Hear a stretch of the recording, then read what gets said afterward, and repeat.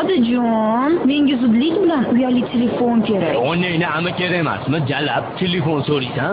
Sikasanmi telefonni, voy? Ortiqcha jalab xarajati onangizki, men pul sipirga olmayman ko'chadan. Yo'q, tushunmadingiz. Men ham sizlar kabi Uzmacom tarmog'iga ulanmoqchiman. Faqat tejamliroq de facto rejasiga. Jalab nervimni chiqarib kiydiras. Xudo olmayapsan dalbayib. So'tga po'tga qilasan.